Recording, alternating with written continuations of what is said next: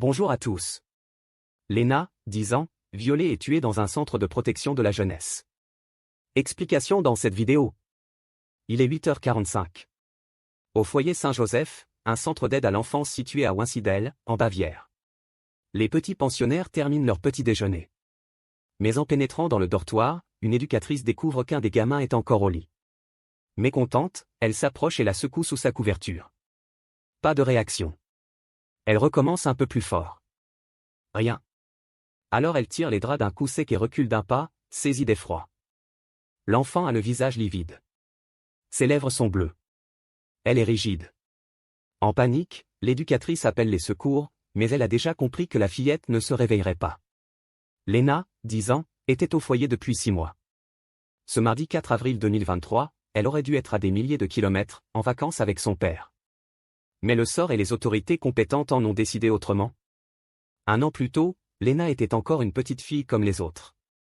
Inscrite à l'école primaire pour filles, elle affiche des notes excellentes, si bien que certains de ses professeurs la qualifient de surdouée.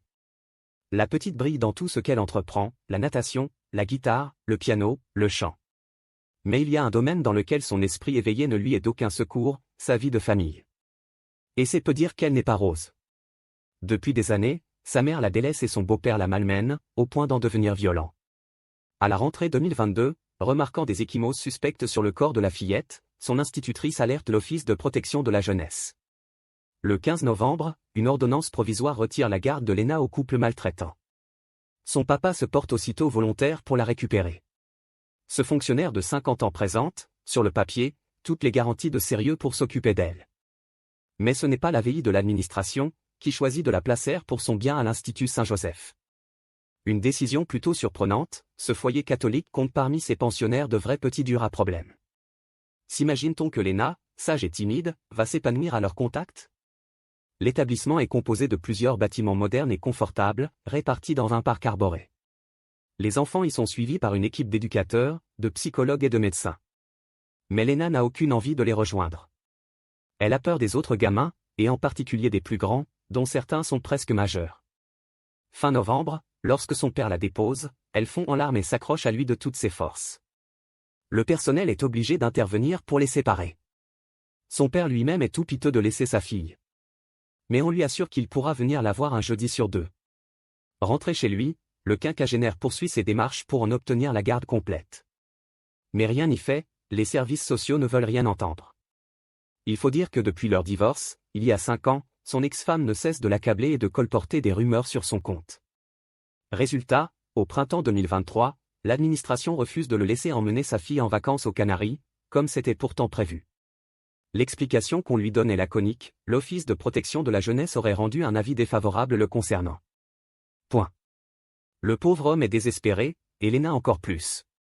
La fillette se faisait une joie de partir avec son papa. À la place, elle devra passer les vacances de Pâques à Saint-Joseph. Sauf que ses congés, elle n'en verra jamais la fin. Le matin du 4 avril dernier, on l'a vu, le corps sans vie de la fillette est découvert dans le dortoir. Policiers et secouristes ne peuvent que constater son décès. La malheureuse gamine est décédée durant la nuit. Les marques violacées sur son cou disent comment, elle est morte étranglée.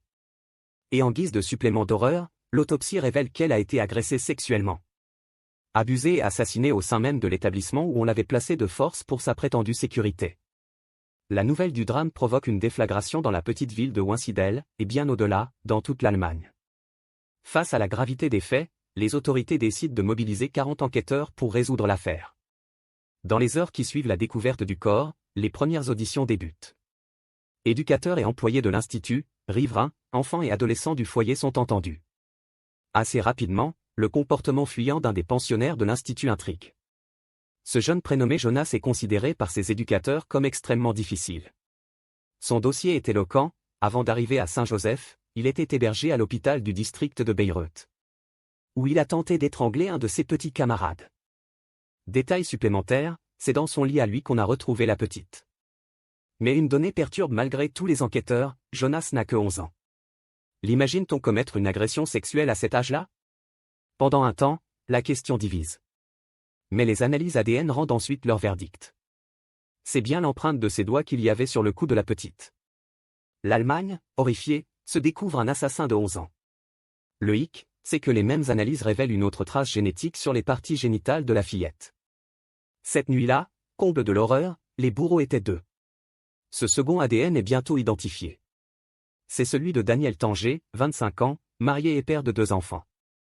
Déjà condamné pour vol, cambriolage et incendie criminel, l'individu a passé une partie de son adolescence au foyer Saint-Joseph. Il connaît donc parfaitement les lieux.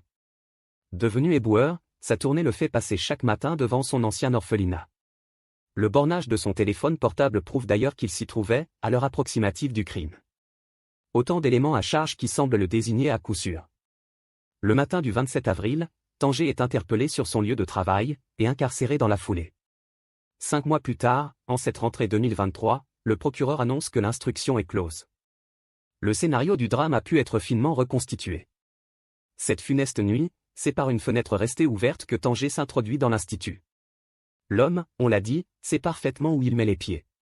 Il sait aussi qu'à cette époque de l'année, en pleine vacances de Pâques, il n'y a pas grand monde dans les différents bâtiments. Son projet ? Voler ce qu'il pourra. Sur la pointe des pieds, il visite plusieurs salles et finit par tomber sur Jonas, qui traîne dans les couloirs. Entre le petit et le grand caïd, le courant passe immédiatement. Il partage une bière et commence à regarder du porno sur le portable de Tanger quand Léna, réveillée par leur ricanement, se lève et vient à leur rencontre. Les menace-t-elle de prévenir les éducateurs ? Seule certitude, il lui saute aussitôt sur le col. L'éboueur agresse la fillette sexuellement sous les yeux d'un Jonas impassible. Puis Tanger quitte les lieux, laissant les 2 gamins seuls. Le petit garçon essaie-t-il à son tour d'abuser de la petite fille, en reproduisant les gestes qu'il vient de voir ? Ce n'est pas avéré, mais l'hypothèse est envisageable. La conclusion reste la même, au bout de l'horreur, le petit meurtrier étrangle sa proie, et va cacher le cadavre dans son propre lit. Dévasté par le meurtre de sa fille, le père a aujourd'hui décidé de porter plainte contre l'Office de protection de la jeunesse. Il estime que Léna n'aurait jamais dû être exposée à des gamins aussi problématiques. Et surtout pas au nom de la sécurité, quand lui rêvait seulement de la couvrir de câlins. Difficile de lui donner tort. Mais dans ce cas comme dans tant d'autres, il aura fallu un drame pour que l'administration écoute enfin ce qu'elle est censée servir. Merci d'avoir regardé, n'hésitez pas à partager la vidéo avec vos amis et à vous abonner à notre chaîne pour ne manquer aucune de nos futures vidéos.